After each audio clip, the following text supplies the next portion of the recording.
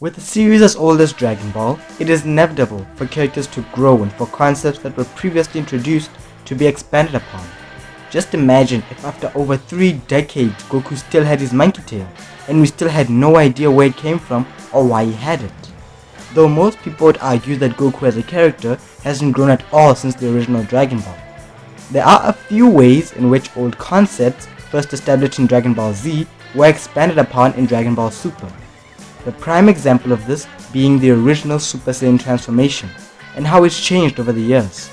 In this video, I'll be exploring the different ways in which the latest iteration of the franchise, Dragon Ball Super, changed the Super Saiyan transformation, some of which are pretty obvious while others you hadn't even thought of. Let's get right into it, shall we?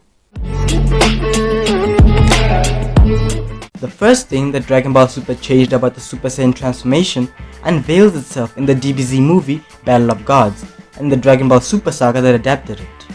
The saga begins with the introduction of Lord Beerus, the god of destruction for Universe 7, and his servant Whis. After a 35-year nap, Beerus wakes up with the intense desire to battle a Super Saiyan god, a being capable of giving him his first real fight in centuries. His quest to find a Super Saiyan god eventually brought him to Earth and the Saiyans that currently reside on the planet. After arriving on Earth and causing a bit of trouble at Bulma's party, which led to some pretty awesome fight scenes, Beerus eventually gets his wish in the form of a Super Saiyan god Goku. Prior to Goku becoming a Super Saiyan god, the Z Fighters had asked Shenron to bring forth or show them how to create a Super Saiyan god.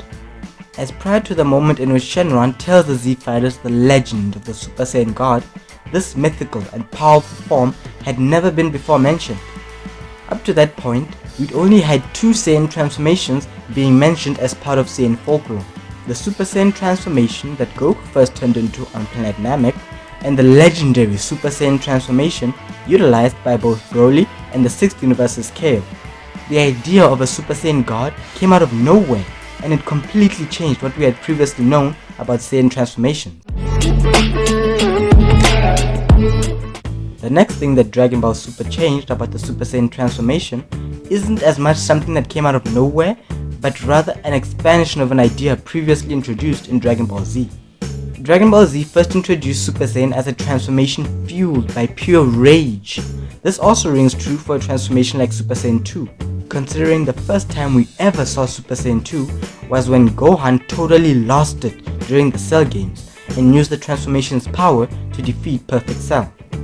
Super Saiyan 3 was the first transformation that wasn't anger induced, although we have no idea how Goku managed to achieve Super Saiyan 3, since this is the one transformation that was attained off screen. Dragon Ball Super gave us transformations that weren't at all fueled by rage.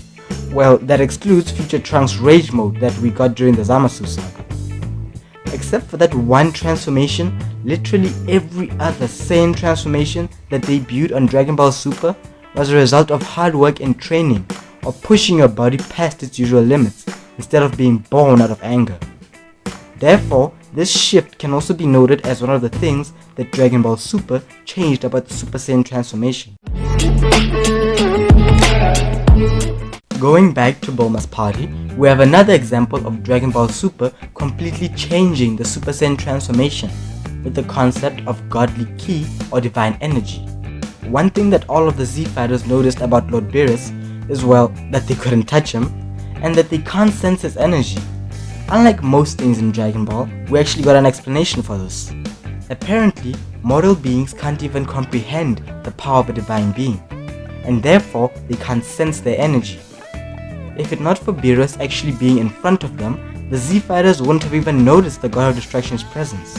How does this affect the Super Saiyan transformation, you ask? Well, remember when the rest of the Z Fighters mentioned that Goku's energy suddenly disappeared when he achieved godhood? That's because when Goku attained the power of a Super Saiyan god, he was on the same level as any divine being, in the sense that he could now utilize godly ki. Therefore, mortals could not sense his energy or even comprehend it. So as it stands, the most powerful forms that Saiyans have achieved include Saiyans manipulating godly ki the same way other divine beings do, thereby making the addition of godly ki one of the things that Dragon Ball Super changed about Super Saiyan forms. One of the things that completely outraged Dragon Ball fans surrounds the Universe 6 Saiyans, specifically Cabba, Kale and Cauliflower, and just how easily they managed to become Super Saiyans. Goku had to watch Krillin get brutally murdered by Frieza before he could turn into a Super Saiyan. Vegeta was so utterly furious at the fact that he had been surpassed by a low-class Saiyan that he actually managed to trigger the Super Saiyan transformation. The list goes on and on of Saiyans attaining Super Saiyan after feeling immense pain and anger, thereby causing them to achieve this legendary form. But somehow the only thing that the Universe 6 Saiyans had to do to reach Super Saiyan is focus their energy into their backs. Before all of this, the only thing that triggered a Saiyan to go super was intense pain and anger. The idea of this form being achieved by simply focusing one's energy in the middle of their backs had never been mentioned before. Though in all fairness, none of those who had previously achieved the level of Super Saiyan gave their fellow Saiyans tutorials. It looks like Goku might not be the only dimwit among the Saiyans, though when everyone else is compared to his intellect, they might as well be Albert Einstein. Do you guys still remember how great it was to see Kale turn into a legendary Super Saiyan? No? Just me? Okay. The legendary Super Saiyan form is something that most Dragon Ball fans already knew about, and had always wanted to see become canon. Well, the good thing is we got our wish, but the bad thing is we didn't get it the way we'd hoped. Like me, I'm sure a lot of Dragon Ball fans expected to see Broly become our first canonized legendary Super Saiyan, and that the introduction of the legendary Super Saiyan form would be way more awesome, a bit more gravitas and weight to its introduction.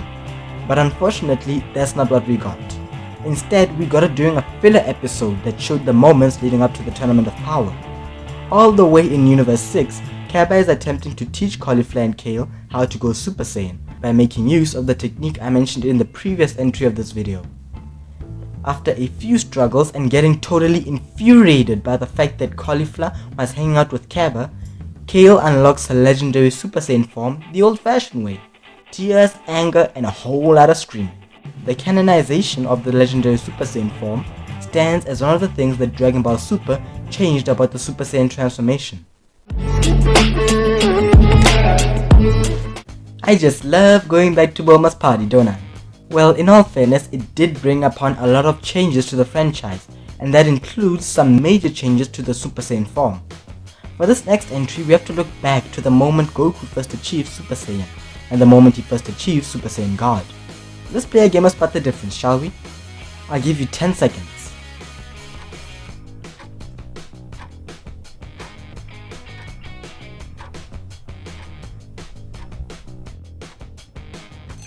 Found it? Well, in case you didn't find it, the difference between the two is how they were first achieved. I mentioned earlier that Super Saiyan was first achieved through anger and how distraught Goku was when he saw Krillin get blown up like a firework on the 4th of July. But when we look at the Super Saiyan God form, we can immediately see that this form isn't something that Goku could have just stumbled upon while training. Well, maybe he could, but the point is, he didn't. In order to become a Super Saiyan God, Goku needed 5 other Saiyans who were pure of heart to bestow their powers onto him.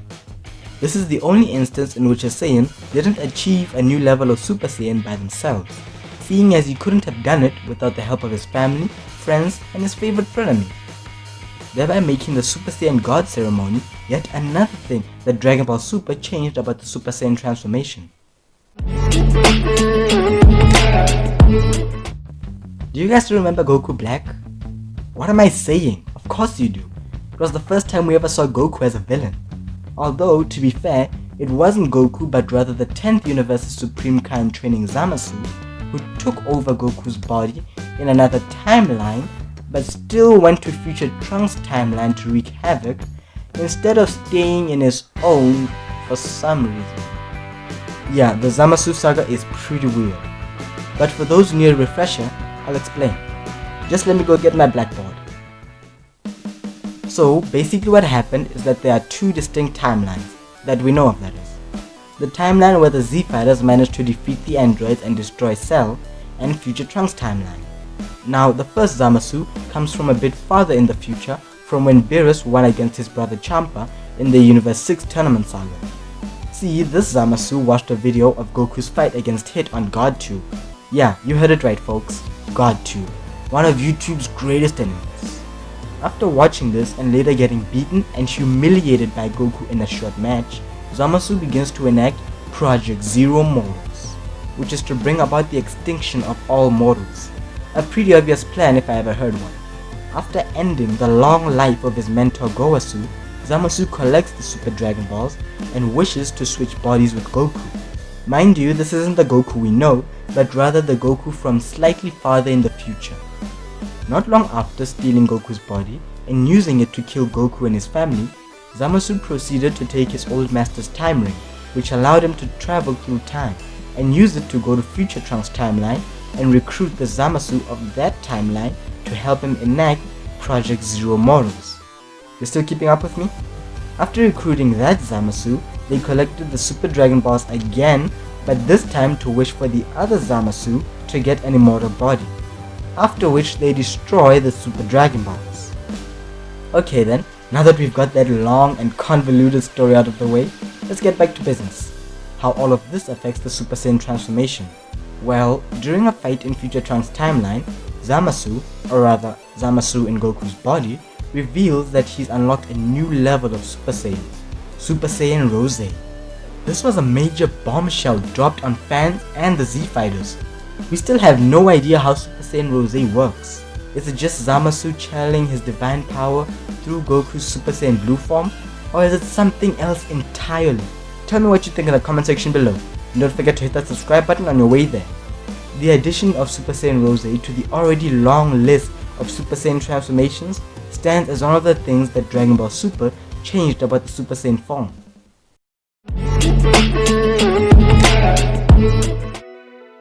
Okay, I promise this is the last time we're going back to Bulma's party. We're just gonna compare one more thing from Super Saiyan God to the original Super Saiyan. In fact, this one applies to all Super Saiyan forms that came before Super Saiyan God. Time to play another game of Spot the Difference. I'll give you another 10 seconds to figure it out.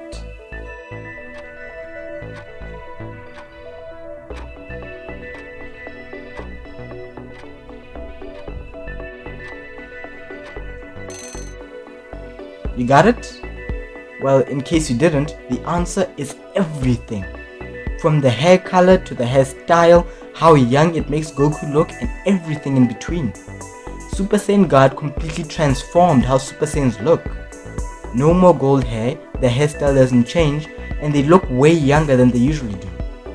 The entire appearance of a Super Saiyan God stands as one of the things that were completely changed by Dragon Ball Super.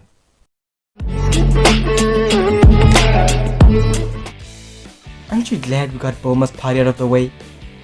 Wait, actually, I think I might have left my wallet there. The next entry on this list is something that fans had wondered for a long time. Why doesn't Goku just combine his Kaioken technique with Super Saiyan to make an even stronger multiplier?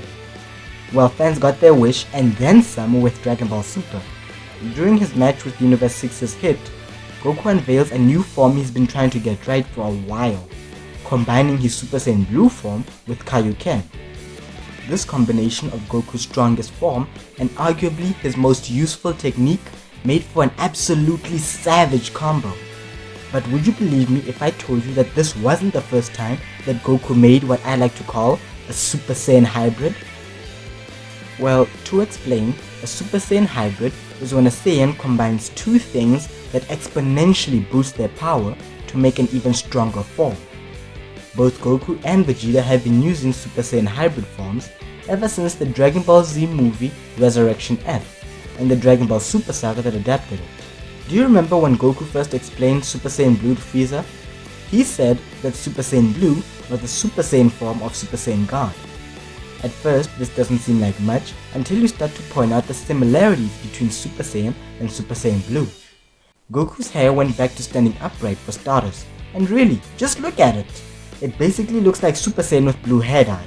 Ever since then, we got a few other hybrids in the form of the earlier mentioned Super Saiyan Blue Kaioken, Future Trunks Rage Mode that seems to somehow combine the power of Super Saiyan Blue and a regular Super Saiyan, but still not as powerful as Super Saiyan Blue, and last but not least, Super Saiyan Blue evolution.